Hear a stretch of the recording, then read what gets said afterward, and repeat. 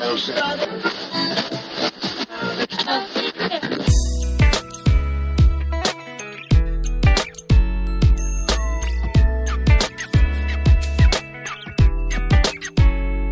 everybody, and welcome to the Pre-Accident Podcast. I'm Todd Conklin, your wonderful host for today.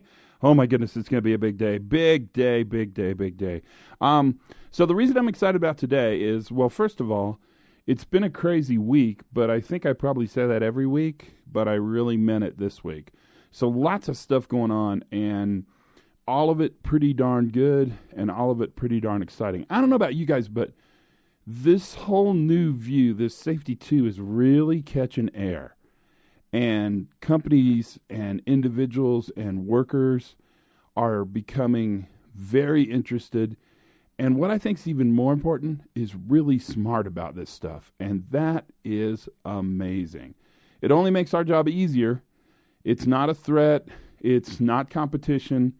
It's just a way that we can slowly and surely, systematically, and actually think quite positively change the world. And that's what we do. That's why we do it. And that's a fun part of doing it. I'm certain of that.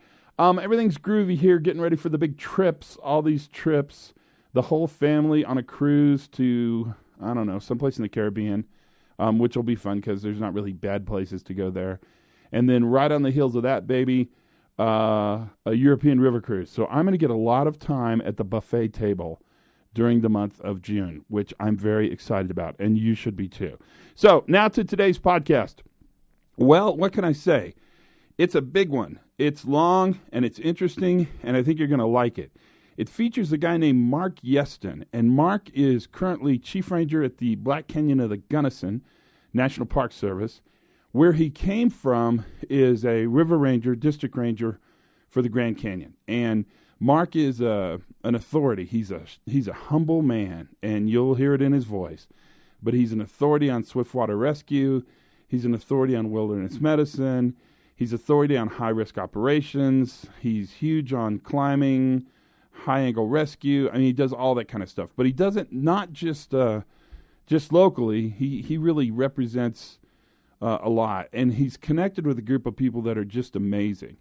And I really wanted to talk to Marc because his notion of high reliability is the leadership notion. So he's like the field supervisor level of a highly reliable team. And he will give you a snapshot that is quite amazing. So without a lot of more discussion on this, I think I'm going to jump right into the podcast and let you listen. See what you think about what Marc has to say. So this is Marc Yeston on the Pre-Accident Podcast. 3, 2, 1, 4, 5. Nice. Sounds good. Okay. So what were you saying? I interrupted you. Sorry. You did. So, but that's okay. So one of the a couple of the challenges. If we only interact with the people after something has gone wrong, then it's always seen as a problem. It's always seen, people are predisposed to think they're here to punish, they're here to embarrass, they're here to pull out the manual, see where we went wrong, and, check off that box. So by being there when things are going right, and by making an after-action evaluation the norm, right? Then it's no big deal when you show up when things go wrong because they expect you there in the first place. Because you're there when things go right. Exactly. Gotcha. One of the most difficult things is when something has gone wrong and some of your best people, they will be the first ones to kick down your door to come in and tell you exactly what they did wrong. Well, of course, yeah. And how they will make sure that it never happens again. Right. And if you stop there, it's great. It's easy because you can tell them, you're great, I'll give you a pass. You can go to your bosses and say, they totally admitted what they did wrong. They're contrite. They'll never do it again. They'll never do it again. Learned. And they'll even write it up and communicate it to everybody else so that it never happens again. But I think that that's a starting point. Yeah. I think if you stop there, you stop too early. But the question I'd ask you, and this is a really interesting question to me, is why do you think they do that? In my experience, it's because they care very much about what they do, and they come in and do it right over and over and over again, and There are people who are empowered to feel responsible and empowered to use creativity, and when it doesn't go right, they see it as, oh, I messed that up. Right, I did and it wrong. And I need to own it. I need to own it because that's my responsibility. Okay, that's a good way to look at it. So I think what I learned to do, thanks to you and others and thinking about this stuff, is that when that high performer, and I've been fortunate enough that I've almost worked exclusively with high performers. Yeah, wouldn't you say in your world everybody's really, really good? Like the bad people are still super good? Yeah, I mean, I kind of joke about it, but not seriously. I think if you have a handful of friends in your life who are rescue rangers, national park rangers, backcountry rangers, you don't need to keep your membership to AAA, because these are people who are going to come out of bed at any hour into the worst conditions and solve your problem, even if they don't know you. So, how funny, really? Yeah, they're just great folks. And so that's why when they come to you, hat in hand, and say, boy, I really balled this up, I say, thank you very much. But then the next question is, I said, I accept the fact that, you think that's the case, but my question is that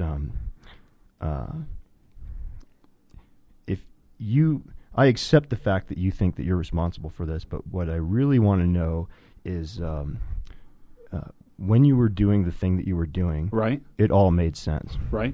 And that I have no question or reservation that you weren't trying to do the better than best thing. Right. So I'm not so much interested in what broke or went wrong or what decision you think you made poorly. I want to know why at that moment or in that progression, not even a moment, did everything make sense to you? Because that's where we're all going to figure out how to do things better. Do you guys manage risk? Who are you? Let's start there. Introduce yourself. That would be good. Oh, we're late. I forgot, sort of. That's all right. My name is Marc Yeston, and I've spent I spent my whole life as a ski patroller, a river guide, and then later as a park ranger, because if you're a ski patroller and river guide and you don't have a trust fund... That's all that's left. Exactly. They're the only people that'll take you, really. Which was the best thing that ever happened to me, because then I got to meet other park rangers, and I've worked in some of the most amazing places, Arches and Canyonlands National Park. I spent the bulk of my career at Grand Canyon National Park, and now I work at some smaller parks in Colorado.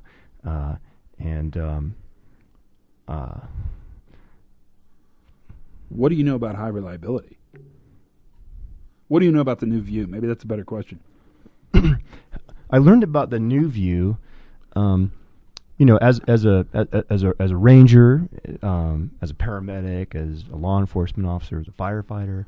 You always hear about risk management. You're always thinking about risk management. You realize there are consequences and stuff like that. And then you go into an organization. Organizations are big, and organizations have people that they're responsible to. In my case, the taxpayers and the visitors to national parks and politicians. People who have oversight over us, and you need to report up to them in terms that make sense. Numbers, Right. How many people got hurt? How many people didn't? Either visitors to the parks or national park rangers or staff members. How many got hurt? How severe was it? How much time was lost from work? How much did this cost? Those are all measurable things. And so when I first came in, I realized this is a responsibility, to track these things and then try to drive all of those numbers down to zero. Wouldn't it be great if nobody ever got hurt in a national park? Wouldn't it be great if no employee ever got injured? In trying to help other people. Zero is a great goal. And it's complex math. I mean, the math is hard. But I think I was predisposed to be a little bit distrustful of the way we count things, because very early in my career, before I was a park ranger, I was a volunteer trail crew member for a different land management agency, and the volunteer group the year before us had a horrible, incident rate. Busted thumbs and hatchets and saws and, all of those kind of things. Sunburn, reportable injuries. The next year when I was there, the crew leaders made a determination that we get in trouble when we report these things, so let's not report them unless they're serious. And so that particular work unit went from being one of the worst to one of the best. And when we showed up at the end of the season to get our safety awards, wearing slings and eye patches. They gave us very sharp folding buck knives with the agency logo on it. It said, "Good job." And then, of course, we proceeded to start to cut each other, so, accidentally. So from early on, I thought, well, I understand why this counting is important. But as I progressed and worked with these people who are just care so much about what they do, I realized that it didn't serve them very well. Even though it was an important administrative requirement, it didn't serve them very well. So instead of coming to a group of people and saying, we've had 3 incidents and we need to make that 0 or as close to 0 as we can, I thought, we can probably do a better job of learning what's causing these things. And the people who are involved in these incidents have a wealth of information. And if they live in an environment where they think reporting these things is going to lead to trouble, then why report? Yeah. And so I, and not just me, and many others that I work with, and helped out by you, a decade ago when you first came and started to talk to us about this stuff, we decided, yes, we'll meet all of the administrative reporting requirements, and those have their utility. But what we're really interested in here is catching ourselves when we're doing things right, and catching ourselves when we're doing things wrong, and talking about, planning, to the extent possible, and learning from every single incident. Because no matter how, and I hate the word routine, because no matter how routine something is, there's always something different. We tried to build boxes around parameters around what we're going to do. Like, we're not going to fly a helicopter if the wind is the crazy thing for you is that your routine. I mean, describe your plant floor. The what? Your plant floor. What does your production area look like? What is your what's line 3 look like in your factory? Well, we had DuPont company had a really nice, kind of a management by walking around safety thing that we kind of used for a while, and I thought this is probably a great thing to do in an engineered environment. The floors have been engineered to be level, the lighting has been engineered to be of the proper brightness. There are shields in place and things like that, and it got me to thinking. I was like, where I was working then was the Grand Canyon. I can't tell you which Grand Canyon, but the Grand Canyon. A Grand Canyon. A Grand Canyon. It's a canyon that is grand. And I thought, well, our shop floor is 277 miles long, a mile deep, 18 miles across. At the bottom of it, where it should be flat, there's a whitewater river. In the winter, there's 8 feet of snow up top. In the summer, it's 130 degrees. And there are sometimes wild and rabid animals and people. I thought, this is not an engineered environment. This is not a manageable shop floor. Is managing risk as a chief ranger different than it was as a river ranger?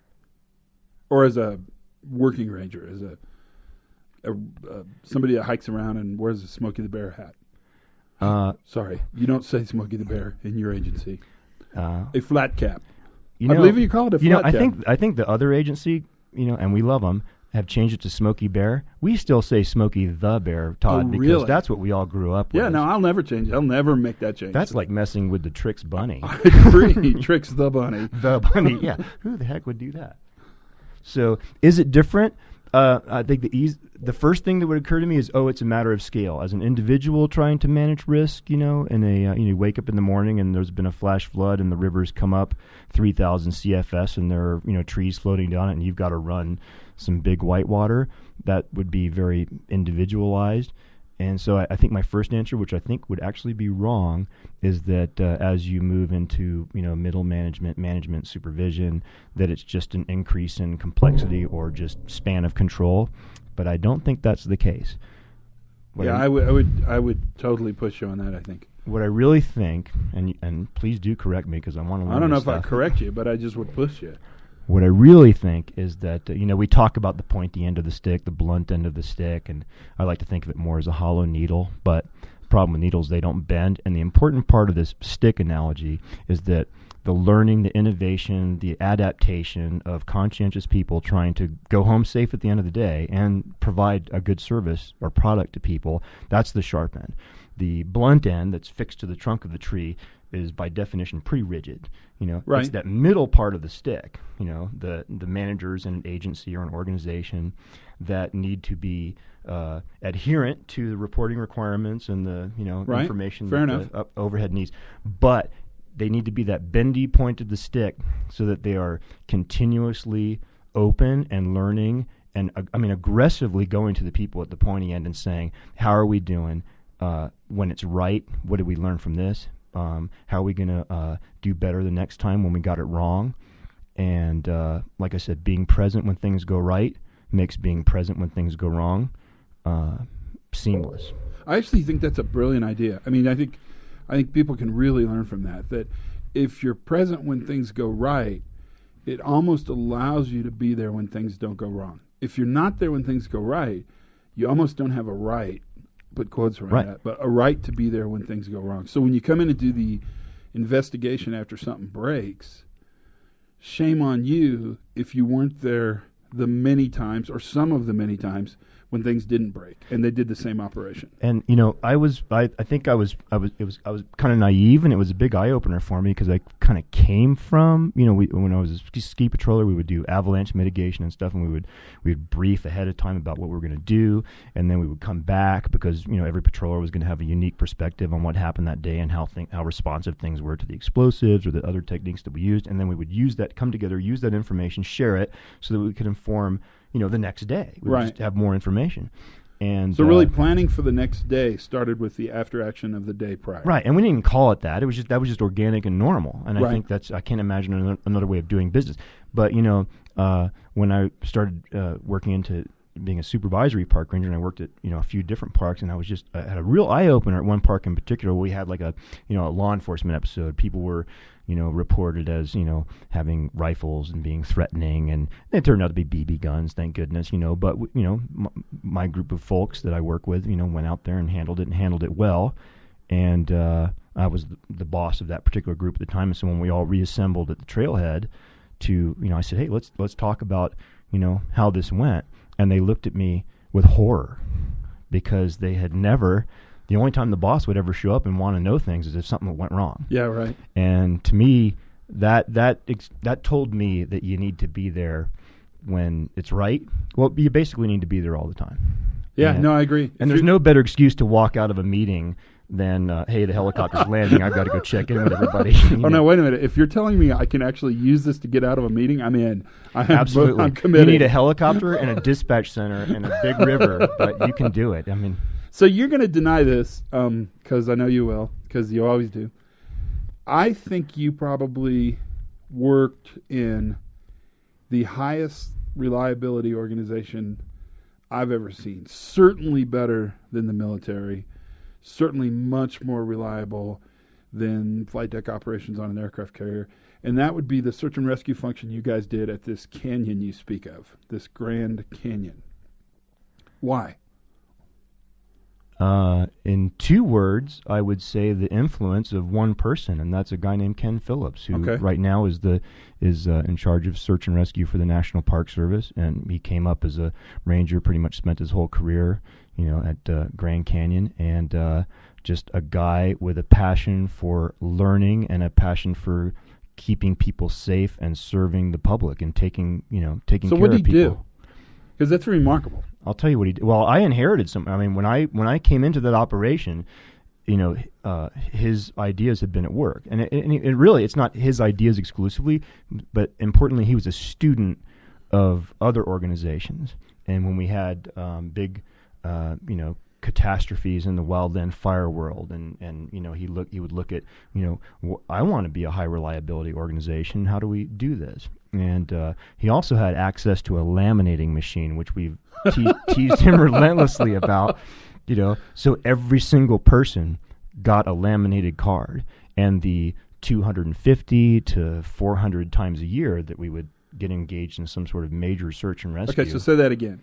What? 250 to 400 times a year. And I think a few years were, busted 400, maybe approached 500. So you went into high-risk emergent operations over 400 times a year, often. Yeah. Well, I would call, again, I hate... How important do you think is the fact that you got to practice being reliable? You do it that many times, you actually get to practice it. Yeah, but that's scary, Todd, because one of the things that always kept me awake and still does, when dealing with this is, when things have gone well, perfectly, we're backslapping, we're feeling good about it, we're looking at it, you still have to ask yourself, maybe we've been lucky the past 785 times. How do you determine the difference between a really good program and luck? I think a really good program is unsettled in sitting on the foundation of success. I think a really good program is constantly questioning just that. Did we get lucky? Are we lucky? Or, are we really doing this the right way? Which is why I said, I'm going to say this and you're going to disagree. The crazy thing, and I think it's a really good thing, is that you guys are probably the highest reliability organization in the world. One of them for sure. And you don't know that. Because well, I don't know. If you believed your own press, then you wouldn't be highly reliable. Well, Todd, I don't think it's scalable.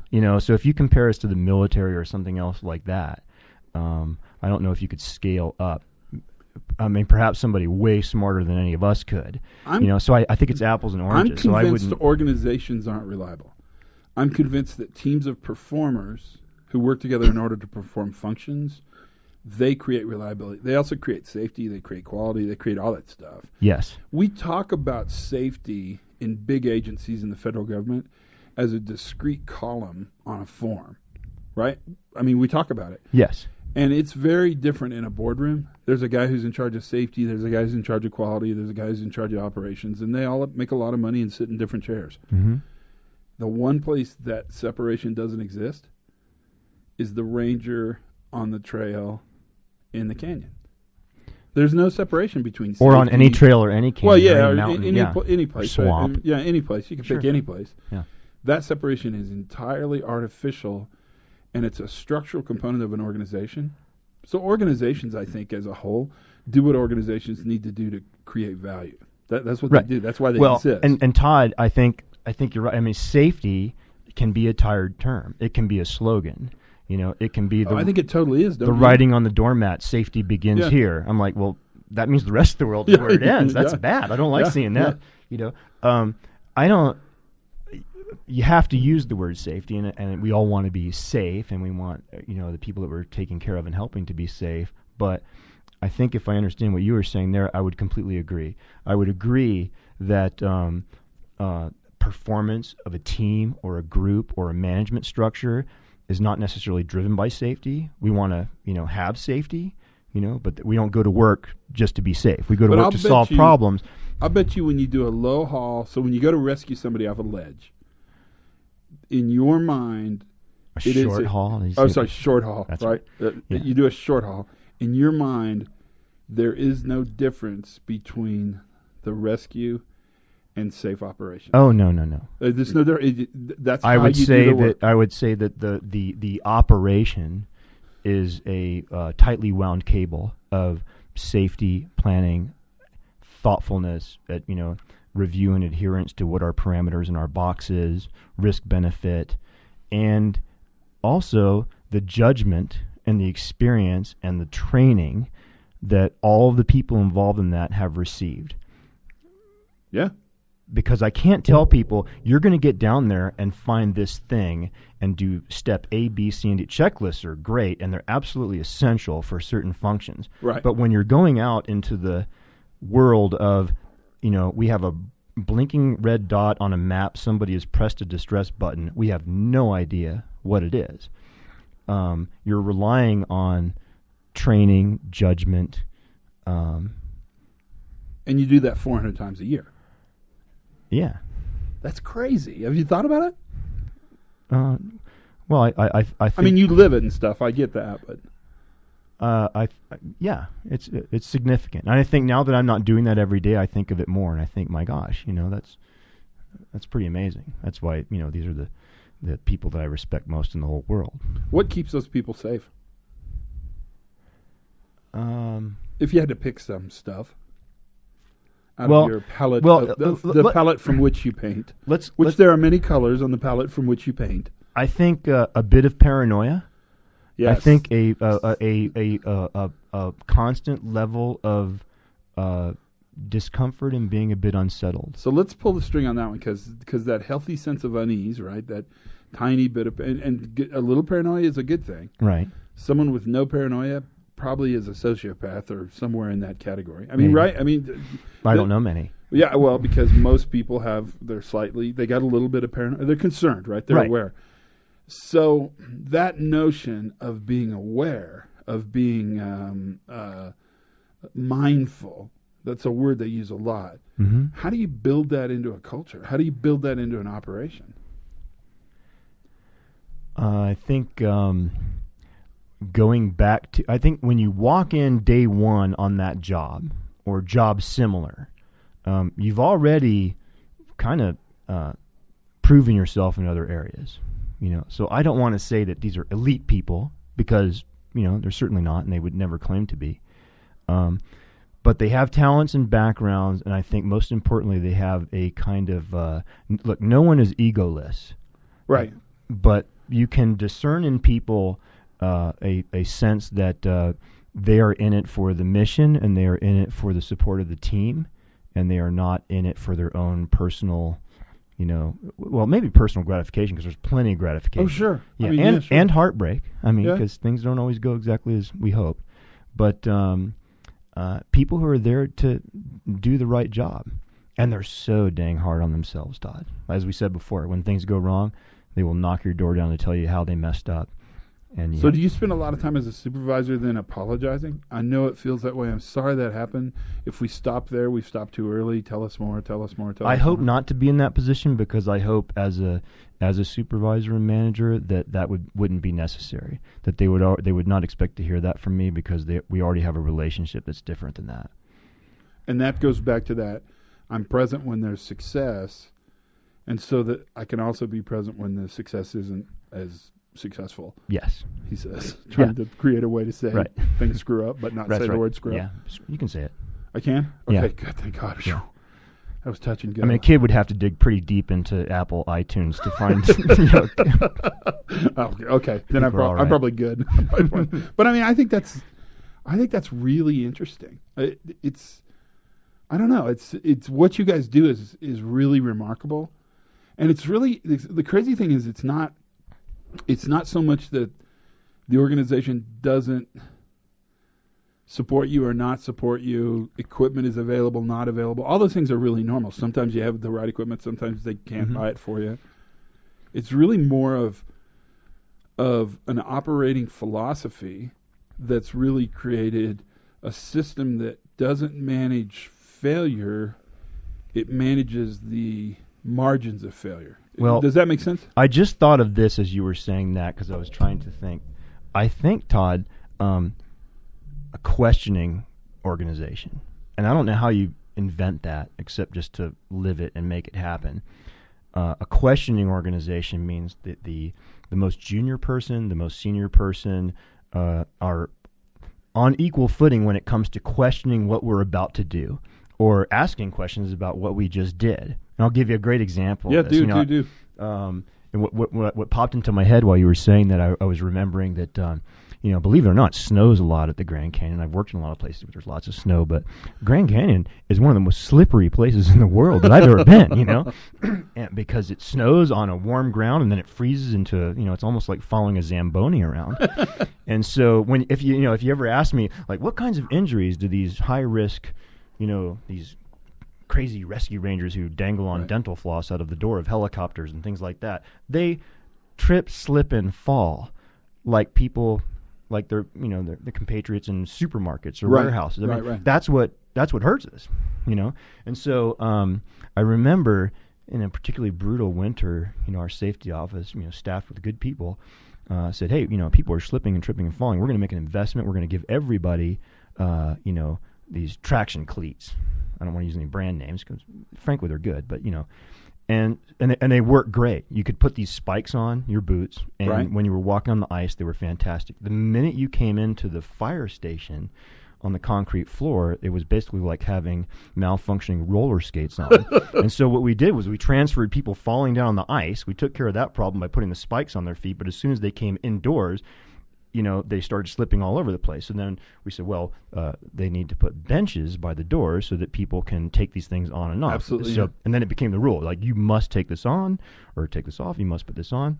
Well, now you're taking these things on, off 10 or 15 times a day.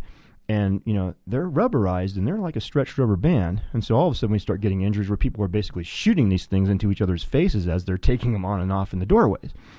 So they didn't make it so much of a rule as an option that you had this tool to use. And I think people were smart enough to use them when they needed them and knew when to take them on and off. And then came the Walk Like a Penguin campaign. Yeah, we did that too. Isn't that the goofiest thing ever? Walk Like a Penguin. I mean, it was on Good Morning America. It was they everything. fall all the time, penguins. Well, that was the thing. And this is where I'm getting back to the questioning culture. So when they walk like a penguin, I mean, not only are they smartly dressed, but they really know how to walk around on the ice. Walk like a penguin. And I remember a couple of days after that came out, I walked into, the ranger office there, and I saw one of the other rangers gold penguins falling down. And sure enough, there are just page after page of video of absolutely adorable penguins walking in a line, and then one of them falls over, and the rest of them look at it like, idiot. So he's a bad penguin, right?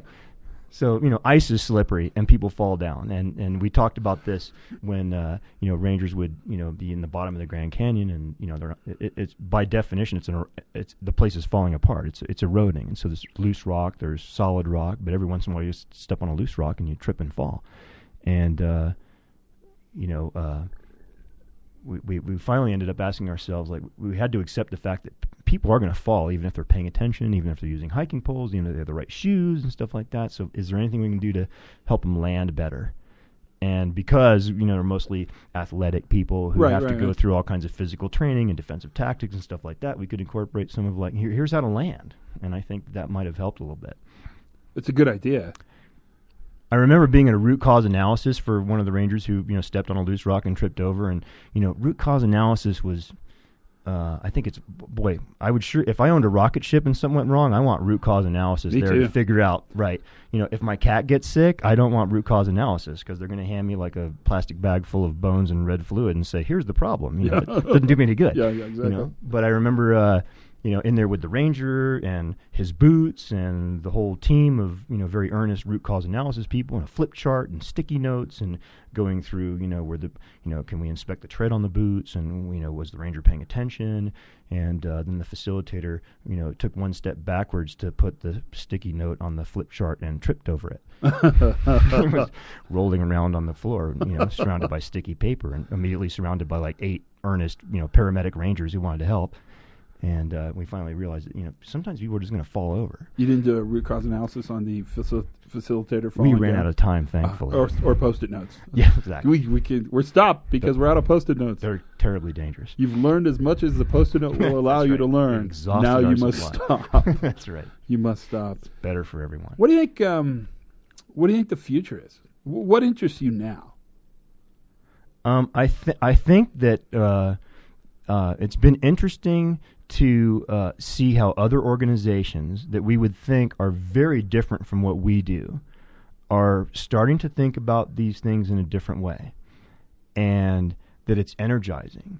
And so when I talk to a forklift operator or I talk to somebody else who has maybe spent an entire career keeping their nose down and hoping that they don't dent anything because the bosses are going to fly down from upstairs, open up to page 64 of the Don't Bump Into Things manual and show me what I did wrong. And if it's the third time, they probably lose their job. I know. And losing your job's a big deal. Yeah. But I think I'm comforted to know that I go out and I talk to different groups and organizations and stuff like that, and I teach. I teach volunteer. Well, you teach a lot of stuff, don't you? What do you teach? Can you say? I teach wilderness medicine, some wilderness risk management. You work a lot with doctors, right?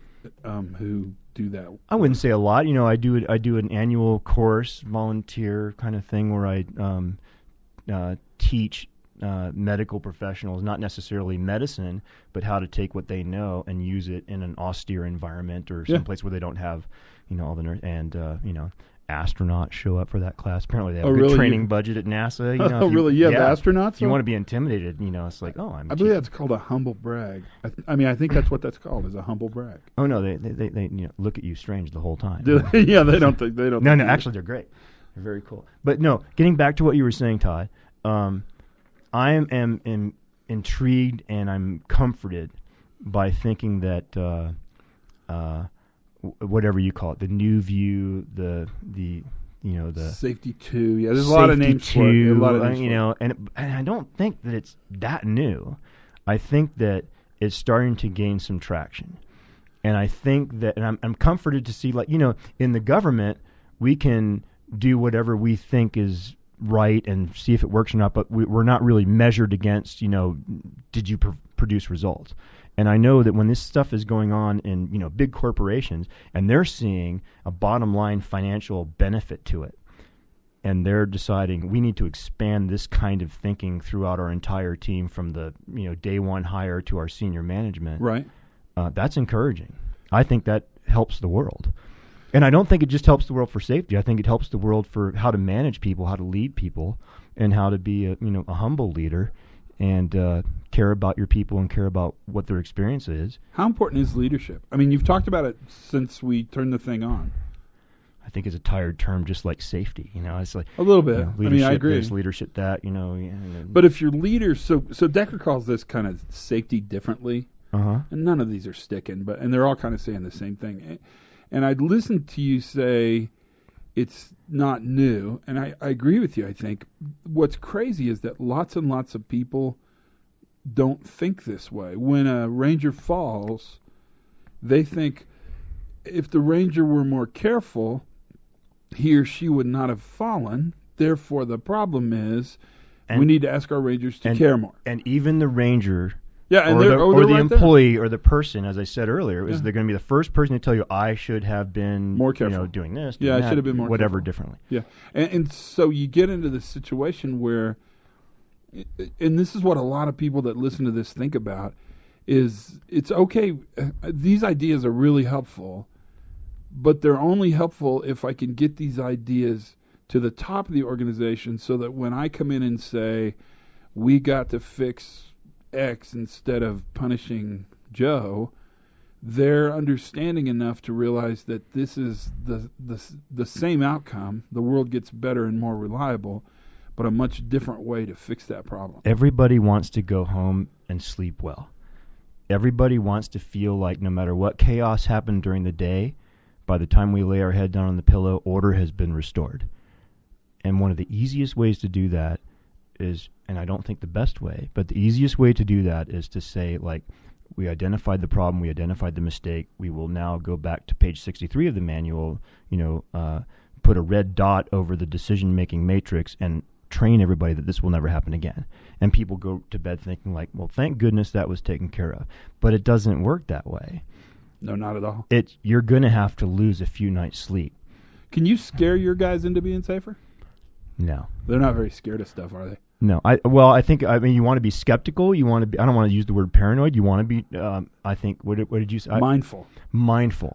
We call it call it productively nervous. Yeah, a healthy sense of unease, right? Yeah, a healthy sense of unease. A questioning attitude. I mean, there's lots of ways to talk about this. But I don't want to confuse that with, like, I want you to be, situationally aware, which is, I would love it if I was situationally aware enough, or the pilot flying my aircraft, or the person, balance or making sure that my, checking account is, I was going to say banking. Yeah, exactly. Is situationally aware enough to pay attention to, 360 degrees worth of things.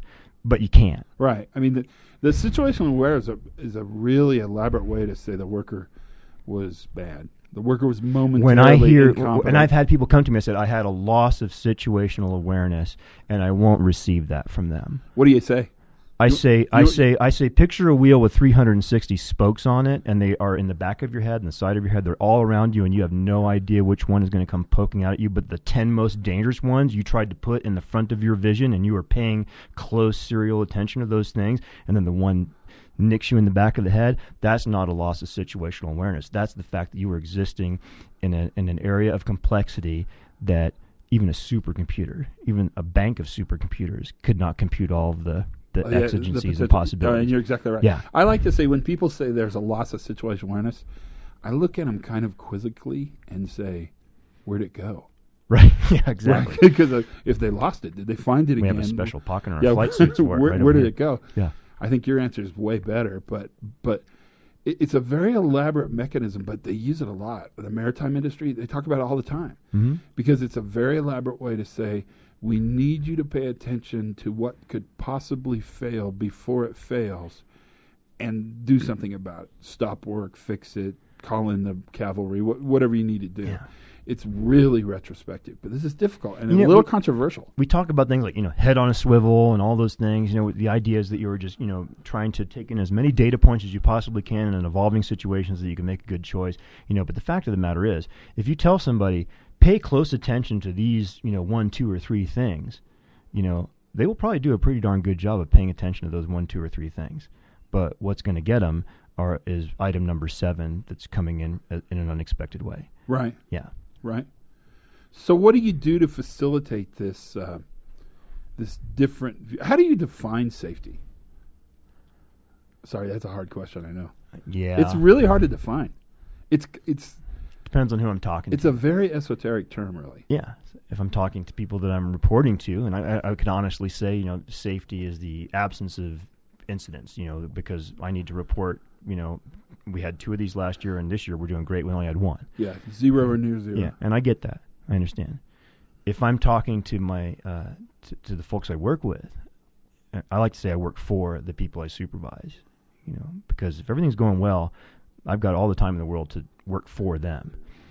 And so what I tell them is that, safety is something that is created in the aftermath of basically doing your job well.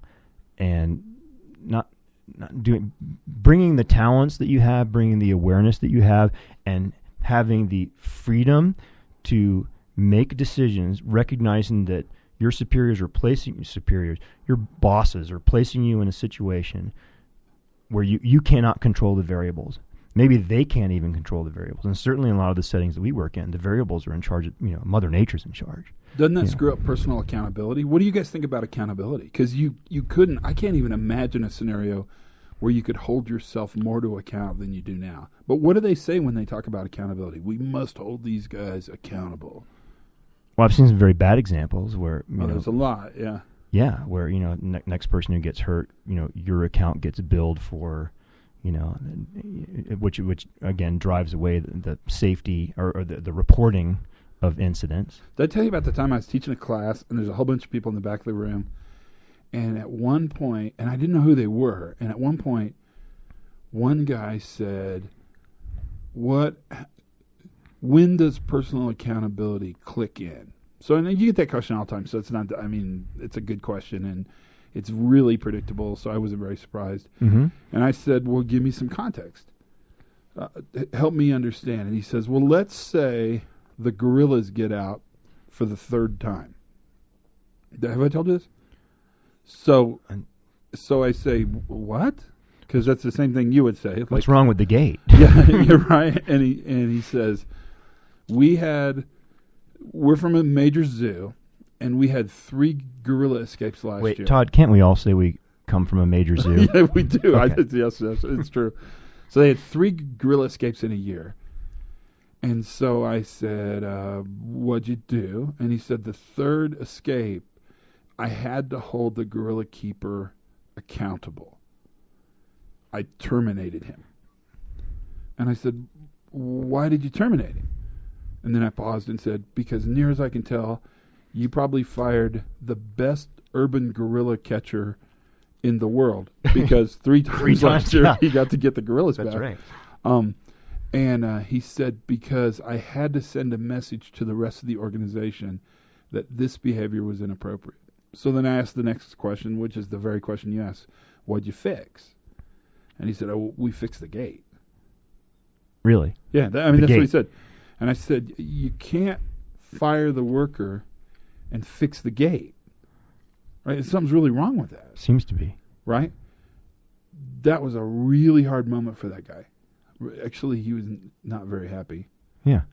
And he was French. So he was not very happy in kind of a French way. We love the French. No, yeah, I'm pro-France. Oh, yeah. Don't get me wrong. But, oh, my gosh. It was a very interesting sort of snapshot, a little view into this notion of accountability. And it's like it's like if I hand you a glass with a hole in the for spilling. Huh, interesting. Well, it's kind of, so you have really good people that work for you.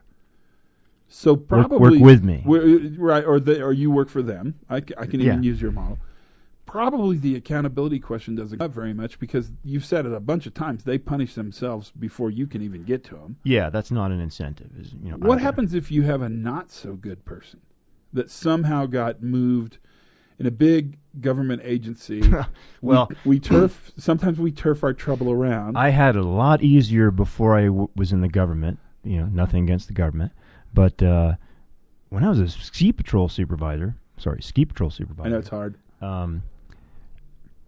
The team, the peers, would fire people with absolutely no authority. I mean, I'd show up at work in the morning and I'd see like a pile of skis and personal belongings laying out in the snow by the locker room. And I'd be like, whose stuff is that? They're like, oh, Bob, we had to let him go. I'm like, you can't let him go. I'm the boss here. They say he wasn't working out and we told him never to come back. And you'd never see him again. So that doesn't happen in my present work setting. I would say, thankfully, and, if you watch media reports and stuff like that, you may think that people who engage in this kind of work or work for the government are not conscientious or not whatever. In my experience, that's absolutely not the case.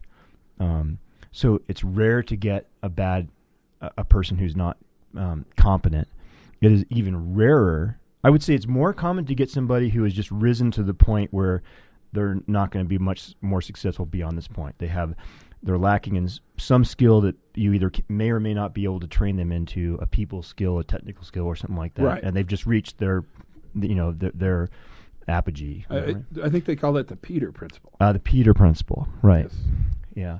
But more commonly, the people that I've worked with, the people who kind of get into this line of work are pretty darn competent and capable, and I would say bendy. They're going to learn, and they're going to improve, and they're going to do a very good job. I haven't had... Is there pressure from above to hold people to account? It's interesting. There's a lot of accountability in government, as there should be. I mean, like every American's paying their taxes. I agree, yeah. You don't want to have any waste or anything like that. So I'd say there's a lot of accountability. But I think it's a lot of accountability on things that are really easily measured. Like, what percentage of employees took this online training, or what percentage of employees, have, done this or this or that.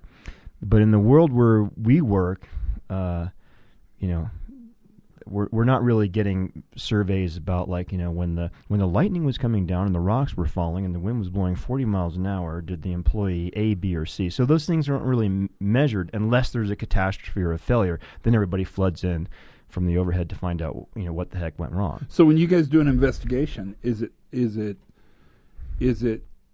investigation that has? So why do you do investigations? Why formal investigations? Yeah, why? I think the honest answer would be, on the one hand, like administrative accountability. I think if the investigation is done well and conscientiously, then at the end of the day, we don't just have a big, bloody red finger pointing at what went wrong. We have a whole bunch of things that we learned from that we're going to go out and communicate to everybody so that, that thing won't happen again, and maybe something similar won't happen again, and we can all benefit from it somehow. Good. Yeah. I mean, that's good. The first part's scary, but the second part's really good. Yeah. The culpability part, I think, is kind of scary. And not very interesting, actually, because, well, no, that goes back to who screwed up. That's not. It's not like it's a mystery. Listen, every boss's job would be super easy if you just took the employee's word. Like, if they come in the door and they say, "Hey, I messed this up, boss. I'll never do it again," and then you can report to your superiors, "Hey, he's sorry and he won't do it again. Let's all go to bed." At our own houses. Yeah, nothing. Yeah, because that took a turn there. That got weird. That went, didn't it for a second? Creepy fast. Folks, the government doesn't live in the same house. Okay, we're back. Yes. So if you could tell somebody who did high-risk work, anything, oil rig, truck driver, crane operator, forklift driver, you talked about them, if you could tell them the first thing to do to start turning that around, what would you give them? What advice would you give them? Am I talking to the immediate supervisor or the manager or the you worker? Get to pick. You get to pick. I think you have to talk to all of them, but you can pick. You're in charge. Well, and I don't think that I can speak with full authority on this because I haven't done all of those other jobs, but I can say that as I learn more about this, as you know, over the years, that I think we're, truck driver, oil rig worker, high tension line workers, we have a lot more in common than we think. Oh, yeah. Bank regulator, auditor. I mean, we have a lot more in common than we think when it comes to confronting what we think we know and then finding something that we didn't expect. So to the worker, I would say, don't be too quick to blame yourself. Don't be too quick to accept we all want to accept responsibility. One of the great things we have is like a free people, is free will and responsibility for our actions. And I think sometimes we're too quick to assume responsibility. And if that's where we fold the tents, we don't learn anything. So I would say to the employee, don't just run into your boss and tell him, this is where I messed up and I will never do this again. Because at the very least, the other 10 people you work with aren't going to learn, what it is you're not going to do the next time, right? And more importantly, you may not have messed up. You may have made like the absolute best choice for what was confronting you at the time. With all of your experience, your training, your desire to, advance, your desire to go home safely, you made a good choice. And so if you completely subvert that by running into your boss and saying, well, I blew this boss, and here's how I won't do it again, I don't think that's good.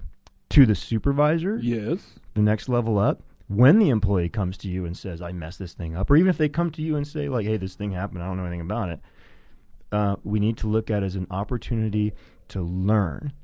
Because I don't think, it would be a different podcast, it would be a different book, it would be a different everything if we were dealing with sociopaths and criminals in the workplace, people who intentionally come in and choose to do bad things. Right. They're rare. Yeah, they're incredibly out there. so. Gazillions of flight hours happen before somebody intentionally flies an airplane full of people on the side of a mountain. That is an outlier. It's a total outlier, and what's even more interesting about that is I think saying he's the co-pilot of the Germanwings, saying he's a sociopath, which I don't think is accurate, saying he's severely mentally ill, which I do think is accurate, really is not very telling. Yeah. The better question is the system so fragile that one 27-year-old pilot with less than 600 hours on that piece of equipment, when left alone, could barricade himself into the cockpit and commit suicide? Yeah, because these things are unfathomable. Right. But as the supervisor, you can't sit there and think, you can't accept the easy answer when the employee comes to you and tell you, I did this thing wrong. Or you can't assume that somebody showed up for work with the intent. That's an outlier. That's an egregious example of an outlier that we just talked about, the German pilot. Right. But that's not our norm. No, not That's at all. not even close to our norm. And so what we need to understand is that people show up to do well. They probably, they may not like their boss, they may not like their pay, they may not like whatever, but if you're showing up for work, you're probably showing up for work because you want to do a decent job and, get by or maybe even excel, and you want to go home safely and enjoy the fruits of your labor. You want to make friends, tell some jokes, screw Absolutely. around a bit, You loaf. love it. If you get a chance to loaf, let's loaf a bit. Let's take a longer break. I don't know what loaf is, Yeah, Todd. well, I can explain it to you later. Okay, please, diagram it for me. Yes, I will. But, so to the supervisor, I'd say when that employee comes to you with the easy answer, it's incumbent on you to put that employee in a safe zone and say, I understand that you didn't wake up this morning to come here and have this thing happen. And that whatever you did or whatever was done by the group really made perfect sense, and you thought this is going to work out fine.